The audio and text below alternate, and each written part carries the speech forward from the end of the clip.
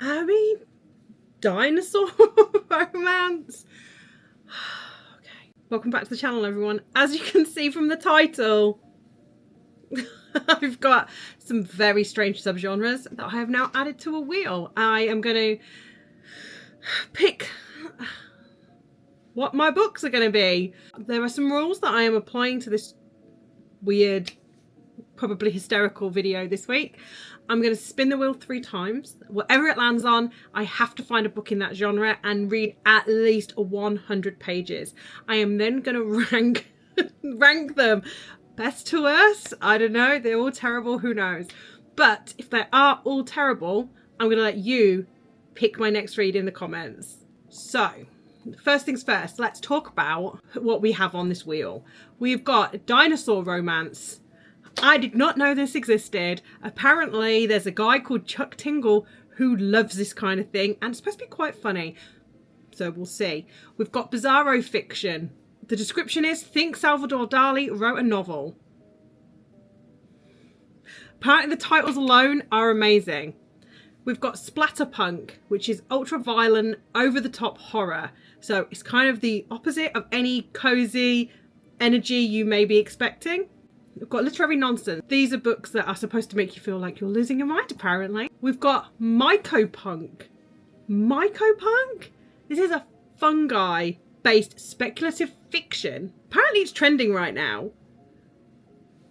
I don't understand. Books about mushrooms, like speculative fiction again about mushrooms.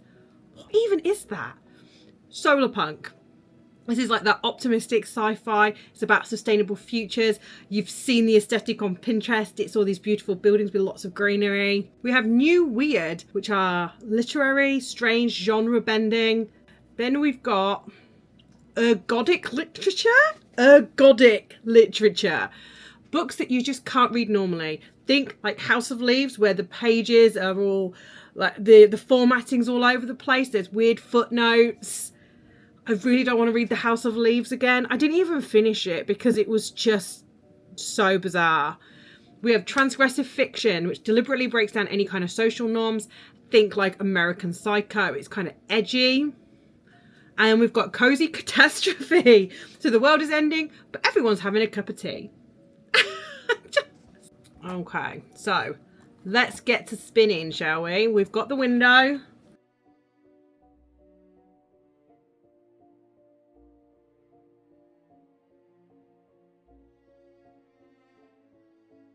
So our first pick is literary nonsense. Let's have a look for our first book. So the first suggestion I've got is the Codex I don't know. Apparently it's some sort of weird encyclopedia. It's an encyclopedia of an imaginary world which is in an entirely made up language.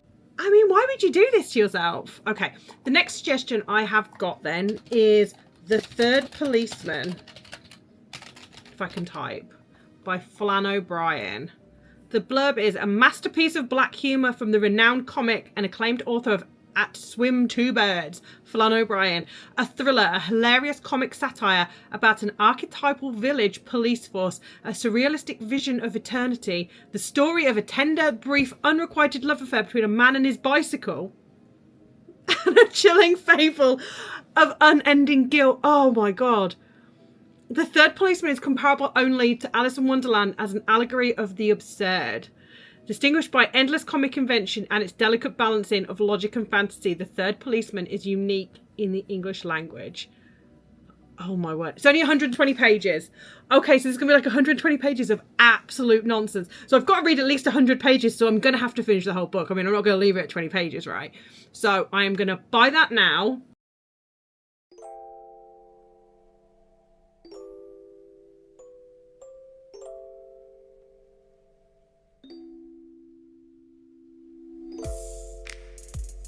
So this is just getting so incredibly weird that I wanted to check in because I don't know what's going on. It's almost like a time skip or something's happened. What is happening? He was literally in his village. He slept overnight in Mathers's house. Then he's woken up and he's set out to the barracks to find these policemen that have these gowns, which apparently help detect when you're going to die. You get gowns every so often in the different colours, and then apparently the last one you get is black, and that's pretty much the day you die. So I'm like, is he dead? Like, literally, am I going to get to the end and he's a ghost and he's dead and this is like the afterlife and Divney killed him so he could keep the money the morning that they were going to go and find it? Is that what's about to happen, or what's going to happen in like 100 odd pages?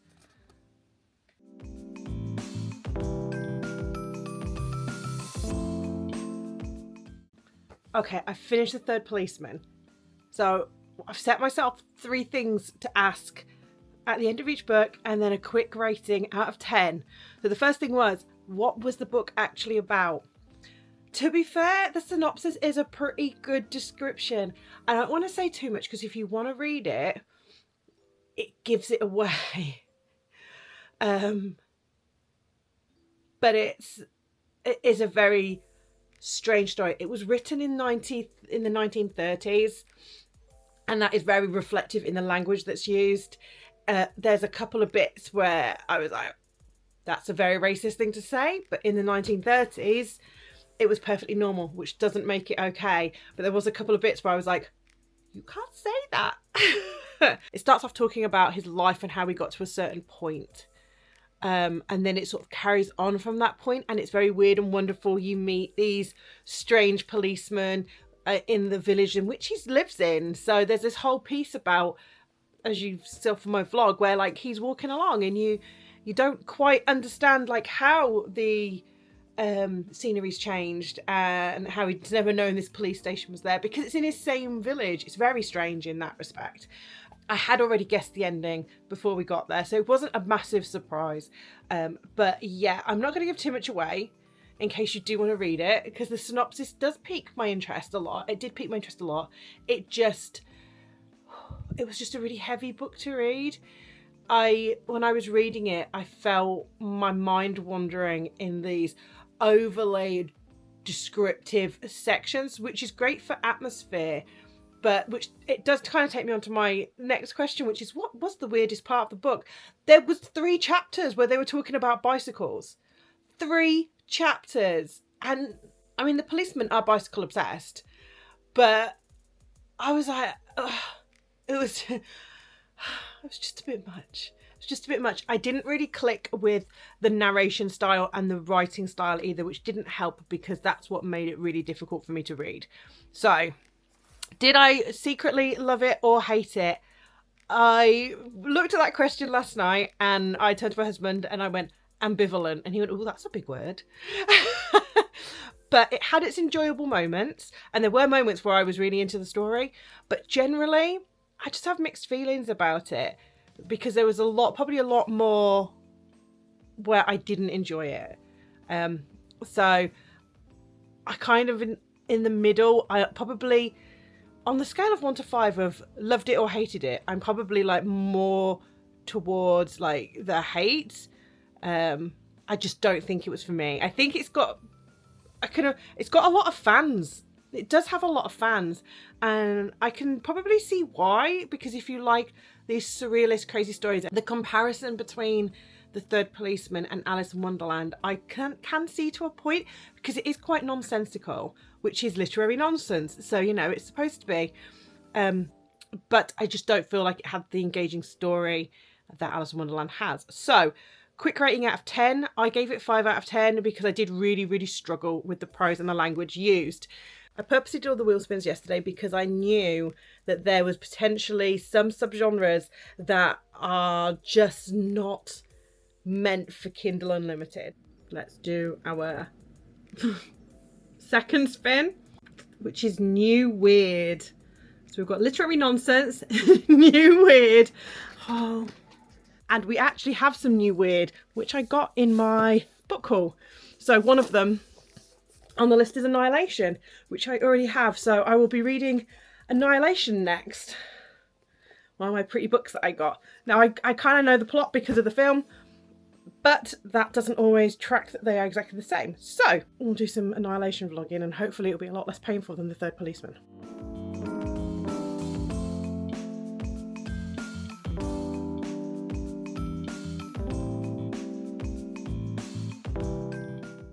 morning. It is a Saturday morning.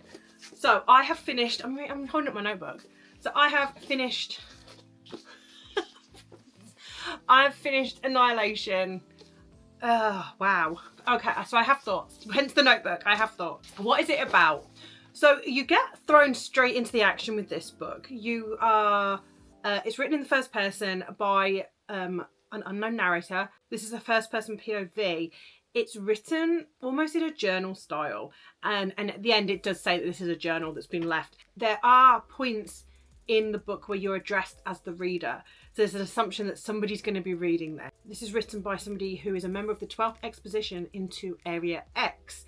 Now, what we know from the beginning is that obviously this is the 12th expedition, so there's been 11 beforehand, but many have not come back, and ones that have aren't necessarily the same.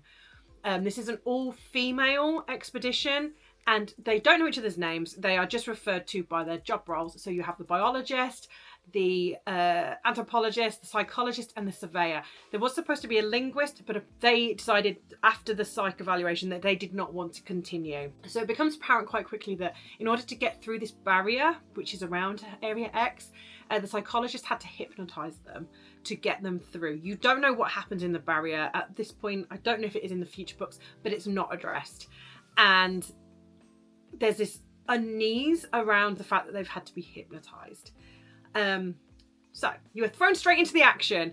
They've crossed over the barrier. They are in Area X, and you get like little exposition about the past throughout the book. They have a base camp set up next to what they call the tower, or what the narrator calls the tower, but the psychologist calls the tunnel.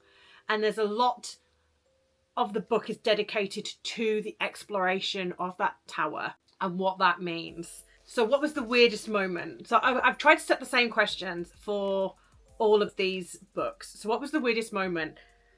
I mean, the whole book is pretty weird. It's very atmospheric. It gives you this eerie feeling, and it's supposed to evoke that feeling in you. I think the weirdest moment though is when you finally comes into contact with the crawler. That's a pretty weird sequence of events. Do I secretly love or secretly hate this book? I enjoyed it. I enjoyed it a lot. I have a lot of questions still though. It doesn't answer everything.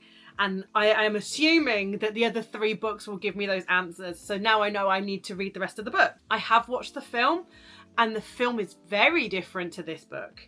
There's some things which are ordered differently, but it's very different. So I don't know if other elements of the books are going to be what the film drew inspiration from, potentially, but interesting. So a rating out of 10, a quick rating out of 10. I gave it a 7.5. I enjoyed the book. So for me, I like to connect with the characters.